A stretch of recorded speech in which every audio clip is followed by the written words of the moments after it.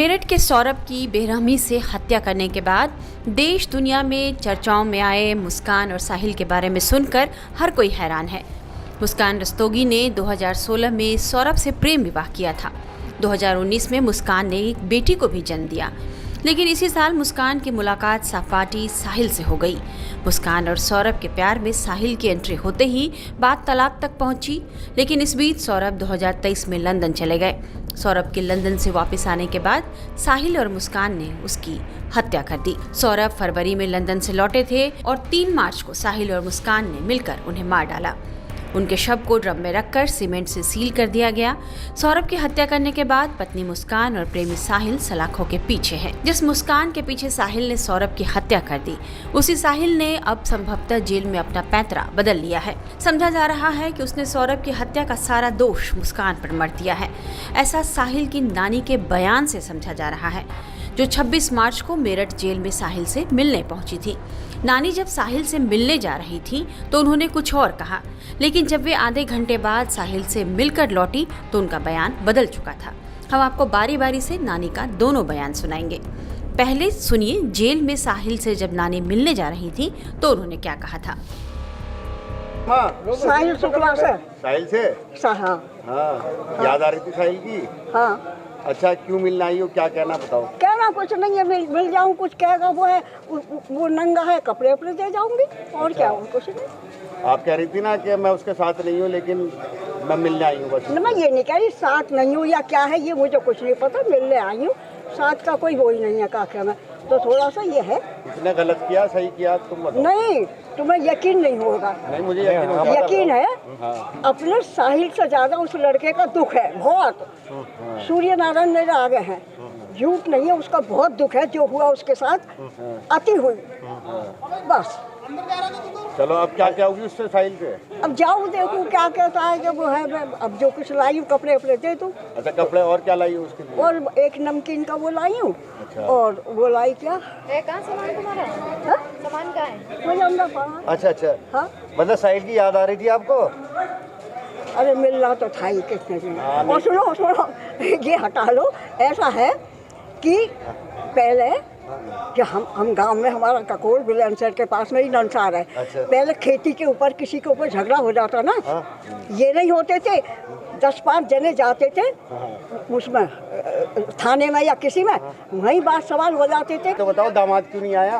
है दामाद तो वैसे भी नहीं आते थे, महीने 2 महीने में एक दिन को आते थे, नोएडा रहते हैं। उन्होंने पूछा नहीं दामाद ने? कैसे नहीं पूछा है, उससे भी मीडिया वालों ने बात कर ली। उनने कहीं मुझसे एक बार पूछना, 1000 बार वो आ गया, वो आ गया, वो आ गया। अच्छा, वो आएगा नहीं? आएंगे। है, देखो बात हुई थी आपकी? बात हुई थी आपकी? मेरे से नहीं होती। तो केस वेस लड़ेंगे इसका साहिल का? कुछ पता नहीं, अभी देखो किसी के दिल की मैं वैसी कह दूं। ठीक। हाँ, नानी, जो साहिल ने किया वो सही किया? अरे मैं कह रही हूँ, मुझे अब तुम्हें यकीन नहीं आ रहा, इतनी बात मैं कह रही हूँ कि उससे ज्यादा लड़के का दुख है, कुछ नहीं करा। ये 2 नशे हो गए, नहीं 2 नशे हो गए। एक तो नशा खूब कर रखा था, एक आदमी को औरत का आदमी को नशा, ये सबसे बड़ा हो गया। साहिल से मिलकर आधे घंटे बाद जब नानी बाहर आई तब उन्होंने क्या कहा, ये भी सुन लीजिए। वो नहीं आया और गलत कि ये है वो है, मैंने इतना वो नहीं करा, यही वो कह रहा है। और उसने कुछ नहीं कही, वैसा तुम काका में कोई बात ना, अपने रोक है तो मैं देखो कैसा कर रही हूँ काका में। हाँ, और समीर कुछ बता रहे थे अंदर? साहिल ने कुछ बताया? मुझे नहीं बताया। खाना वाना मिल रहा है, कोई दिक्कत तो नहीं हो रही है? मुस्कान से मुलाकात हुई आपकी? वो तो अगर नहीं भी होगा ना, वो मुझसे तो यही कहेगा कोई मुझे परेशानी नहीं है। अच्छा। मैं नानी हूँ, उसे पता है काका में, तो ये अगर कोई परेशानी होगी तो मुझसे नहीं, मुझे नहीं कहेगा, मैं ठीक हूँ। कोई एक आध बात तो बताई होगी नानी? नानी, मुस्कान से मिलना चाहा आपने? क्यों? मैंने तो शुरू में ही ना देखी, वो कभी नहीं देखी। पहले से पसंद नहीं रही? नहीं, मैंने कभी नहीं देखी ना, मुझे पहचान नहीं सकती कि ये मुस्कान है या ये है। अच्छा, मिली आज आपसे मुस्कान, मिली, मुलाकात हुई ना? अच्छा नानी, वैसे सबसे अलग बात, ये जो केस हुआ है आप इसे कितना गंभीर मानते हैं, कितना गलत केस है? ये है, इससे गलत कुछ हो नहीं सकता, ये कह रही हूँ। पर कैसे क्या करा, इसमें मैं कंफ्यूज हूँ। कैसे क्या हुआ, क्यों उसके आदमी से साहिल को क्या परेशानी हुआ, और जो भी कुछ ये रचना रची है है सब लड़की की। लड़की नहीं, मुस्कान नहीं करा है सब कुछ। जो भी कुछ करा। नानी, एक इसमें जो बात हो रही थी कि जो साहिल के जो नाना हैं हाँ। वो कोई तंत्र क्रिया करते थे, आप तो उनके साथ जुड़े रहे हैं साहिल सर। के नाना है नहीं, साहिल का कोई मामा नहीं है, 2 मामा के मर गए, साहिल का कोई नहीं है, ये तो उस लड़की का है कोई, वो करते। अच्छा तंत्र मंत्र मैं कह रही हूँ, तुम एक से एक तंत्र मंत्र को बुला लो, अगर कोई मुझे कुछ कर जाए तो तुम कहना देखो तुम्हारे साथ क्या हुआ। तो किसी की नहीं है, वही है, वही जो राम रचिता था, और किसी के तकदीर की कोई पढ़ नहीं सकता, कोई मिटा नहीं सकता, जो लिखा है। क्या सजा मिलनी चाहिए अब? पैदल ही आ साहिल और जाए मुस्कान को यार। क्या सजा मिलनी चाहिए? इतना बड़ा ये तो हत्याकांड किया भैया, है। ये इतनी बड़ी कोर्ट है, इतने वकील है, वही फैसला लेंगे। आपको क्या लग रहा है क्या होना चाहिए? नहीं इतनी नहीं है। मैं जो तुम पूछ रहे हो वो मेरे उसमें नहीं है। हाँ। ये तो इतने बड़े बड़े वकील हैं, वो है। गलत किया है साहिल और मुस्कान ने, आपको लग रहा है गलत किया है? है? गलत किया है साहिल और मुस्कान ने, लग रहा है आपको? एक तो भैया भी गलती 2 करी मिनट है, में बात कर रहा हूँ। उसके बाद भी अति गलती करी है। अति गलती करी है। हाँ। नानी, उसके साहिल के कमरे पे जो चित्र हैं, लोगों ने बताया कि ये तंत्र से जुड़े हैं, उनकी क्या सच्चाई है? सांप साहिल के साथ रहती नहीं, थी। तुम भूत सांप सबकी तस्वीर ला के मेरे ऊपर घुमा के उसका कुछ भी करो, मेरी गर्दन काट के वो करो, चढ़ा दो, ये कुछ बात है? तंत्र वंत्र नहीं किया करता था साहिल? बिल्कुल नहीं, बिल्कुल सिर्फ एक उससे बस और कुछ नहीं। किसी को नहीं मानता था, किसी को नहीं, एक वो तो भोले को ही मानता, भोले बाबा को मानता था। बस। अब भोले की तस्वीर है, वो किसी कारण से बदल, तस्वीर बनाने में क्या है, वो फेल सीन है, कैसे बना दो, कैसे कर दो, उससे क्या हो रहा ठीक है? है नानी, ठीक। इस बीच मुस्कान और साहिल को सरकारी वकील मुहैया करा दिया गया है। रेखा जैन मुस्कान और साहिल का केस लड़ेंगी। दोनों आरोपियों को सरकारी वकील इसलिए दिया गया है क्योंकि मुस्कान और साहिल के परिजनों ने अभी तक उनका केस लड़ने के लिए कोई वकील नियुक्त नहीं किया है, इसलिए दोनों ने सरकारी वकील देने की गुहार लगाई थी। दोनों आरोपियों को सरकारी वकील क्यों दिया जा रहा है, इस संबंध में मेरठ विधिक सेवा प्राधिकरण के सचिव उदयवीर सिंह ने पूरी जानकारी दी है। उनसे बात की हमारे संवाददाता नईम सैफी ने। सौरभ हत्याकांड में मेरठ जेल में बंद मुस्कान और साहिल ने मेरठ जिला जेल के वरिष्ठ जेल अधीक्षक से सरकारी वकील की डिमांड की थी और उस डिमांड को मेरठ जेल ने मेरठ कोर्ट के अंदर भेजा। हमारे साथ उस जो मांग थी सरकारी वकील की, जो सेक्रेटरी हैं जिला विधिक सेवा प्राधिकरण के सेक्रेटरी उदयवीर सिंह, इस बातचीत करने के लिए मौजूद है। क्या इनके पास मांग आई है और उसके बाद में क्या इन्होंने एक्शन लिया है, क्या सरकारी वकील मुहैया कराया जाएगा और सरकारी वकील किस तरीके से इस केस को लड़ेगा। स्वागत है आपका टाइम्स नाउ नवभारत। तो जो जेल से आपके पास किस तरीके का पत्र आया है, उस पत्र में क्या लिखा गया है? बंदी जो भी कारागार में बंद होते हैं जिनको निःशुल्क विधिक सहायता की आवश्यकता होती है, जिला कारागार के माध्यम से जिला विधिक सेवा प्राधिकरण के कार्यालय में आता और हमारे पास जिन मामलों की आप बात कर रहे हैं, जिन आरोपियों की बात कर रहे हैं, उनका भी प्रार्थना पत्र आया है और उनको क्या कहते हैं निःशुल्क विधिक सहायता प्रदान करने के लिए हमारे मेरठ के एलआईडीसी सिस्टम की chief legal aid defence counsel Shrimati Rekha Jain ji को नामित किया गया है। तो रेखा जैन जी किस तरीके से केस लड़ेंगी? अब वो उनसे जो आरोपी हैं मुस्कान और साहिल, उनसे मिलने जेल जाएंगी, वो किस तरीके से वकालतनामा साइन होगा इस पूरे मामले में? कहीं कोई फ़ीस किसी तरह का, जो जैसे फ़ोटो किसी भी चीज़ का कोई ख़र्चा उनसे लिया जाएगा?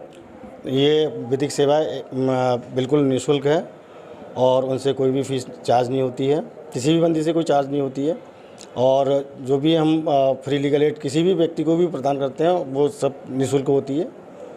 और ट्रायल कैसे लड़ेंगे, क्या करेंगे, ये एक अधिवक्ता काम है, वो जाएंगे बंदी से मुलाकात भी करेंगे और उनका जमानत प्रार्थना पत्र है और ट्रायल लड़ना जो भी काम होगा उसके लिए क्या कहते वो निःशुल्क विधिक सहायता उपलब्ध कराएंगे। अच्छा, जिस तरीके से ये केस बहुत ज़्यादा हाईलाइट है, इसके अंदर पूरे देश के अंदर चर्चा का विषय बना हुआ है, इस केस के अंदर ये जैसे सरकारी वकील मुस्कान का और साहिल का ये केस लड़ती हैं, तो उस केस लड़ने के दौरान इनको पता चलता है कि ये दोनों हत्यारे हैं, तो उस कंडीशन के अंदर भी उनको बचाने की कोशिश करेंगी रेखा जी? देखिए, न्याय प्रशासन का सिद्धांत ये है कि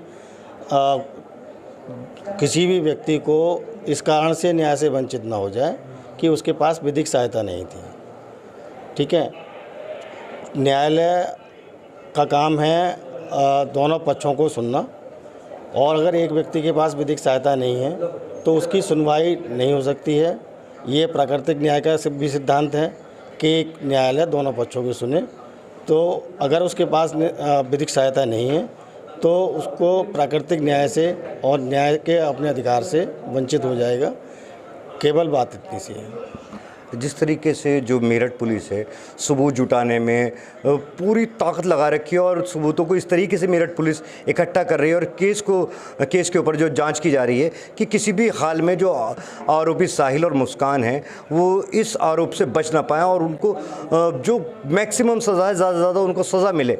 और वहीं एक सरकार का दूसरा सिस्टम न्यायिक सिस्टम है वो उनको बचाने की कोशिश करेगा। दोनों ही सरकारी सिस्टम इसके अंदर कैसे एक दूसरे से समन्वय बिठा पाएंगे? एक तरफ तो पुलिस उनको सज़ा दिलाने की कोशिश कर रही है, दूसरा विधिक सेवा उनको बचाने की कोशिश करेगी। नहीं, विधिक सेवा बचाने की कोशिश करेगी ये नहीं कह सकते, लेकिन हमारा काम है विधिक सहायता देना। पहले भी मैंने आपको बताया कि कोई भी व्यक्ति इसलिए न्याय से वंचित नहीं होना चाहिए कि उसके पास विधिक सहायता नहीं है, अपनी बात नहीं रख पा रहा।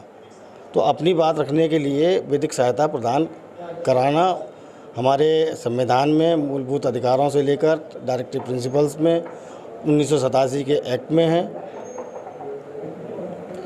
तो इसके अंदर जो आपने बताया रेखा जैन जी को नियुक्त किया गया है, तो रेखा जैन जी अब उनसे जो साहिल और मुस्कान से उनसे कब मिलेंगी और मिलने के बाद में इस पूरे केस के दौरान जब केस चलता रहेगा तो रेखा जी ही रहेंगी या उनको बदला भी जा सकता है इस दौरान? ये तो भविष्य की बात है। रेखा जैन जब तक इस कार्यालय में है तब तक तो रेखा जैन ही रहेंगी और हो सकता है कि बंदी अपना भी निजी अधिवक्ता अगर करना चाहे तो निजी अधिवक्ता भी कर लेगा, तब उसके बाद से श्रीमती रेखा जैन जी उस केस को नहीं देखेंगे।